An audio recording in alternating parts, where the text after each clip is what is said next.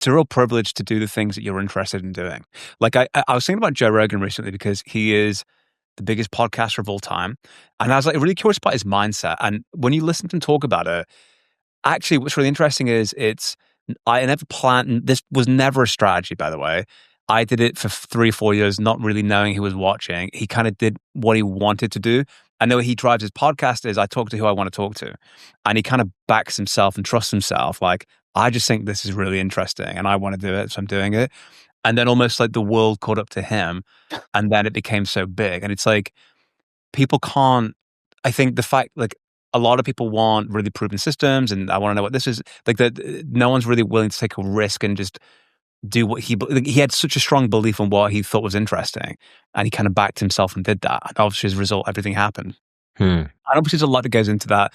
You know, he's massive continuous improvement. He was very interested in getting variety of guests, but he trailblazed the format. He trailblazed the system, and that's kind of one of the things that I want us to do this year.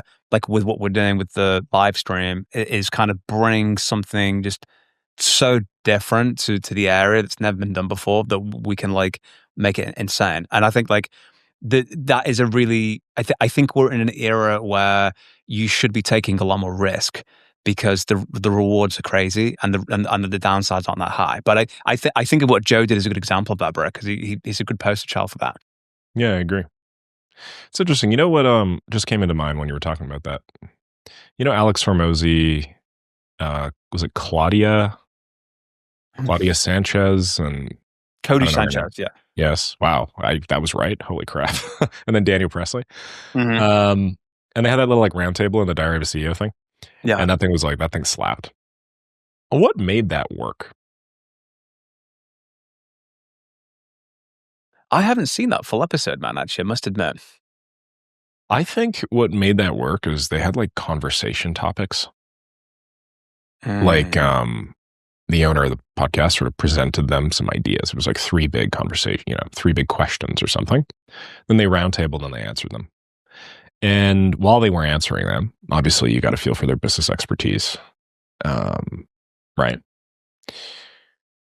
I think these questions were sourced from the audience to some degree, probably like, in the days and weeks leading up to it. And, you're talking about making this podcast something that like persists over a long period of time. I think that could be a way that we could make this something that is inherently interesting over a long period of time for us without actually requiring a lot of work. Like, think about it. If we source good quality questions from people, and then we just have 3 main questions that like you and I answer throughout the course of said podcast, it'll inherently be different every time, which would be kind of cool.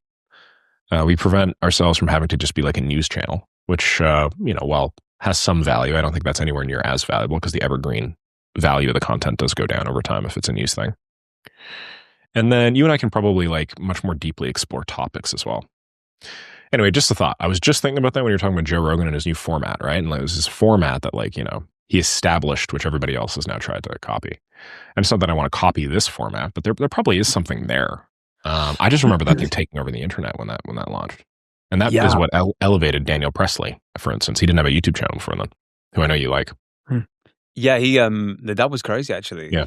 I think that's right. I think the strategy is live is definitely the one. So just so people who don't know, like, I think the plan will do like the podcast and then go straight into like the main event. Some would call it the steak and potatoes of the evening, which is going to be the Halo 3 campaign.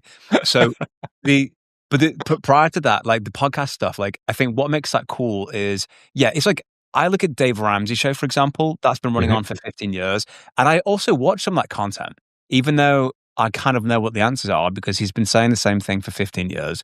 You're just listening to him saying in a slightly different way to somebody else in his kind of folksy, ma and pa wisdom type of way. So the interactivity with the audience is really cool. So I think like as a like a level 1 version of this is we have these pre-selected questions that come in and we're kind of like debating it. But eventually that could be people dial in. We have the Shelley in the booth or Jamie in the booth, and it's kind of like we get them in and we kind of like grilling them like, Nick, I'm in like $2 million of debt.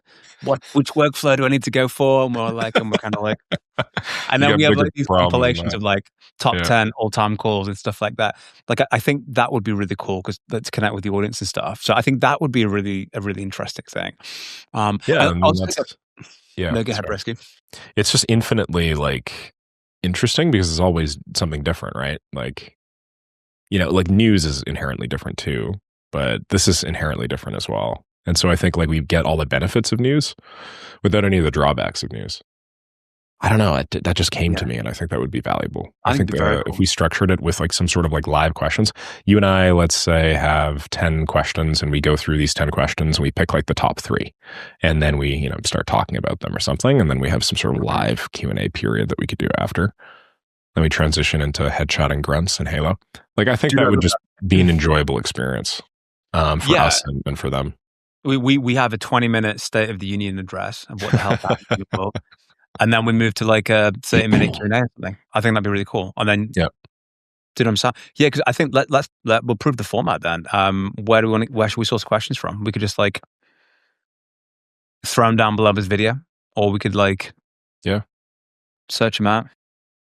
Yeah, we could do that. We could throw them down the video. I get a lot of questions in my community. You get a lot of questions in your community. So maybe we could like, I Grab don't know, those. just do a big dump of like 100 questions or something. That'd be pretty interesting. Yeah. Then, ideally they'd be like relevant topical ones that sort of reflect the cultural zeitgeist of our times. Of what's happening Questions right about, now. like for instance, I'm getting a lot of questions about agents right now and like how to like implement agents and workflows. Like traditional workflows that were make.com, Edit, and Zapier. That'd be pretty valuable for a lot of people, I think, to hear like a comprehensive answer for. But then also deeper mindset based questions like, hey, like how do I get my first customer, or why is what I'm doing not working, or whatever. Like I think like both of those would give us opportunities to do like evergreen stuff, more topical stuff. Yeah, I think that'd be really cool. Yeah, and then each question itself is its own video. Yeah, exactly, right? Because then we can chop it up into multiple sections, which I think would be valuable. Yeah, I think like all of this would be very Good. Okay, very sweet. strong. So next Friday we will kick off with that format. Okay. Yeah, let's do it. Sounds good. And you and I can talk back and forth about like specifically what that would look like and so on and so forth.